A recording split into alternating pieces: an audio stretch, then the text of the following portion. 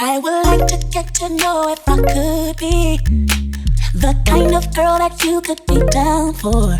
Cause when I look at you. Hey Wonderfros, welcome back to my channel. My name is Ebony and today is going to be a easy, beginner-friendly tool guide for all of the new naturals out there. I think because I've been on my natural hair journey for some substantial amount of time that I forget that there are people that are just now starting out and people that have no idea where to actually start. So this might be a mini series on my channel. I might just call it beginner's guide, but I'm gonna be going way back to the basics and sharing with you guys knowledge that it took me years to accumulate, and I'll just go ahead and give it to you right in the beginning. So hopefully it helps you guys, save you some terrible wash days, some bad detangling days, and just helps you out in general because it's hard navigating through all the information out there, especially on YouTube. I know there used to be a lot of hair forums. I don't know if they're still active nowadays, but it's definitely a beginner-friendly situation. So if you're an experienced natural, this might not be the video for you, but if you're just now starting out, then keep on watching. Hopefully this video isn't going to be too long. I don't want to bore you guys with things I'm sure you've seen a trillion times already, but we're just gonna jump right into it. First up is detangling tools, and this over the years have taken me a while. Like, I've tried different detangling tools, methods, and things, but I have landed on these three as my most recent and most solid detangling tools. The Denman Ultra Tangle Tamer. I just recently found this one. The Denman, actually this is a curl defining brush, but I was using it as a detangling brush for years. I have modified it, taken rows out, put the rows back in, repurchased this at least a couple times because the rubber does wear down. And the Felicia Leatherwood detangling brush. I found this last year and this was awesome. So as far as detangling goes, you will have to basically trial and error, see what works for your hair. Right now, I like a combination of these two. This more for my roots and this more for my hair. I have normal to fine hair, and so it can get tangled very, very easily. And this just it's gentle. I know it doesn't sound very gentle, but everything smooths everything out, okay? And this, because my roots are puffy and thicker, this gets all the way through to my roots. Now, this does not have a lot of movement, but it works. It gets the job done. I think this is gentler on your hair, so if you're more tender-headed, I'd try this. And this, like I said, it gets the job done in the root area where my hair is the thickest. This I do recommend as a detangler because, like I said, I used it for years. But if you don't have to use this, then I would suggest this only for curl definition. And again, modify it. You can take rows out. I found that I lost less hair when I took rows out, but also this isn't really for detangling purposes, but you can still use it like that if your hair is conducive for those types of things. Also for detangling purposes, all right, we're sticking with the brush theme. I had this wide tooth comb for years. I used to tier detangle, so I would finger detangle first, which I still kind of do. Then I would wide tooth comb detangle, and then I would use my Denman brush for detangling. So it was 3 different tiers of detangling that I was doing. I don't do that anymore, but if you think that that might work for you, highly recommend. It did save me a lot of hair and headache at the same time. But wide tooth combs are every natural staple. I don't think this is enough for me and my hair, but I do recommend having one just because you will need it at some point, sis. You will. I also recommend boar bristle brushes. This one is soft, this one is hard, and yes, there is a difference. You can't use them interchangeably. You need both, okay? Get you a brush that can do both. Sometimes they have these where it's soft on one side and hard on the other, and it's just one tool, but I've had this since I was relaxed, since high school. So I just kept both of these, but highly recommend both of these. You're gonna need a soft one to smooth things out and a hard one to snatch the hairs in formation in the first place, okay? And the less conventional but very popular Toothbrush, you're going to need, if you don't have an edge brush specifically, which I didn't for years because I just didn't slick my baby hairs like that, to be honest, but a toothbrush or an edge brush to slick down them baby hairs. You will try it. You will need this. You will know in the future. So this is a thing. Have one of those. And now we are on to the metal tools that I have accumulated over the years but did not have in the very beginning. Once your hair gets longer, you will understand. But straight out of the beauty supply store, we have a rat tail comb.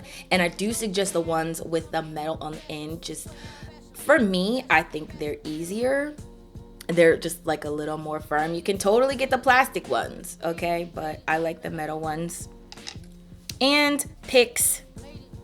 I'm sure you guys have seen these, but if you want any kind of volume, maybe you don't struggle with volume, I don't know. But sometimes if it's looking too flat day one, you might want to pick at the roots. Don't go crazy because you're just gonna create tingles, but you guys have seen a video with me using these. I actually prefer this one because I think it grabs more hair like with one scoop, you know, but I had this one for years before I got this one, so highly recommend these as well. Be careful because these things can kind of fall out sometimes. I don't know. I have really thick hair, so hair 1, comb 0. I have shared with you guys these shears several times, and even during my wash days, like scissors are a normal, regular, schmegular part of my wash day. If I can't get a knot, that thing, I just cut it right out. Boom, right there. Don't even give it a chance to turn into a single strand knot or anything else crazy. I keep shears on deck all the time, and I have my little zip up pouch here. I think I got this from like the thrift store for like $2 or something, and I just keep these in my bathroom because I need them all the time. But I do suggest getting shears because the way that you cut your hair does make a difference. So don't just use regular schmegular degular scissors. I have done that as well, but I do notice a difference with how my hair grows out if you have the right blade and if it's a more precise cut. And this hair accessory will live in infamy forever. I think they gained popularity maybe like 2 years ago. But y'all, these misters, get you one. I got this from Sally's. You guys have seen my white one as well. They're really inexpensive. You can get them off Amazon, Walmart, I think literally anywhere. But these misters are bae. You need these. Dead serious. Like I said, they gained popularity a couple years ago, but highly recommend getting a mister. Get one of these. And now we are on to hair holding accessories, okay? We have bobby pins, the normal sized and the jumbo, and I actually should add in, you should get the blonde bobby pins because the silvery or the gold blonde looking ones look really pretty in dark hair, so highly recommend those. I use bobby pins for literally everything. They lay around my house, they completely disappear, I have to go buy another pack. It's a fun little process I got going on. And by fun, I mean the most annoying process ever. Up next, we have these croc clips. Now, these specifically I would not recommend. I bought these a few months ago, and I think I only have these 2 left. Because they all broke. So if you get these, I know the expensive ones in Sally's, like they're pricey, okay, but it's worth it because I'll go to like clip my hair and the whole thing will completely shift and break and fall apart. So I'm gonna have to invest in the more sturdy kind, but I totally think they're worth it. These, in my opinion, are better at holding your hair and clamping them back over these ones. Now these I'm showing you guys because I used them for years. I still use them in all of my videos because I'm breaking these like it's going out of style, but these catch on my hair more than I would like. They do still hold your hair up whenever you're parting your hair in sections, anything like that. Still highly recommend. I have a ton of these, and these have lasted me years, obviously, while these have not. So I got these off Amazon. Like, again, I don't know if I'd recommend these specific ones, but the style of clip, highly recommend. And we almost done, y'all, okay? This is gonna be a real quick video. Actually, I don't know after I edit it if it's gonna be quick or not, but satin scrunchies, okay? This you guys have not seen me use a lot on my channel, but you totally should because they keep all the moisture in your hair. And now that my hair is much longer, if you wanted to pineapple, do anything like that, you don't have to worry about your hair catching on anything. You will also need various scarves, okay? Scarves? Scarves. I don't know why that word sounds so weird to me right now. This is Bay. This is for tying down edges, but as you can see, it's kind of short and small. This, if you guys have been watching me for any amount of years, I fold this into a triangle, also for tying down edges. I use this even back when I was relaxed, but I think it does absorb water. This is very breathable. I think it absorbs water and everything. It doesn't keep the moisture in, so there's that. But this is an actual satin scarf. You guys have seen her too, okay? You will need her when you're doing your makeup, and you just need to let them edges set. She comes through. This is extra long. I don't know measurements and stuff, but you will need varying sizes of scarves in your natural hair journey. Just trust me, just trust me, okay? I forgot these, but y'all just saw these in a more recent video that I just made. These are headbands. I use them as scrunchies for my puffs, and I also have a puff cuff, but I don't think that's absolutely necessary. If you're tender-headed, maybe try it out and see, but these have been Bay A1 since day one. I also recommend different bonnets, okay? Bonnets serve different purposes. This one is from Glow by Day. You guys see this one all the time, okay? Links down below in the description box. This one is my Isokeen Inofe bonnets. I actually put a drawstring on here just because the elastic stretched out pretty badly on me. So this I use, it's jumbo sized, bigger than this. Holds your overnight styles if you have like curl formers or anything like that. But also, this is all satin, okay? Everybody satin. We all in the same satin family. And also something else that I love about how big this bonnet is, if ever I don't want my styles to be like crunched up, if I do a twist out and it's not completely dry yet, it's still formable and I don't want it to form in a crunched up style. Like this one's pretty big, it holds a lot of things, but this one holds everything. So that's why I'm recommending both sizes, okay?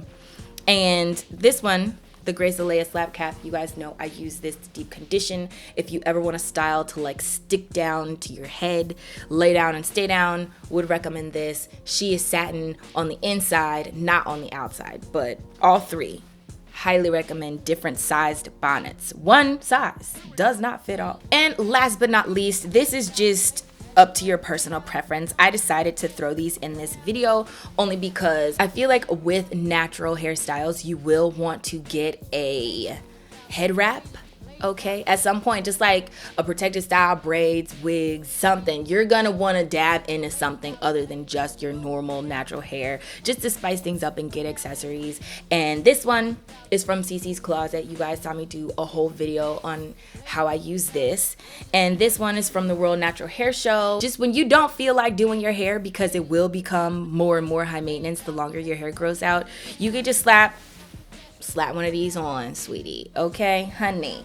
Slap it on and keep it moving, because you can still be cute without your hair being out and down all the time. That is everything. If you guys have any questions, feel free to leave those down below in the comment section. I will definitely get back to you. Again, this is just the beginner's tool guide. I just figured I'd share because I get DMs a lot of people just now starting out, and it ends up being like, girl, I don't think I could tell you everything in a DM. Just watch a video. So now I can send you a link.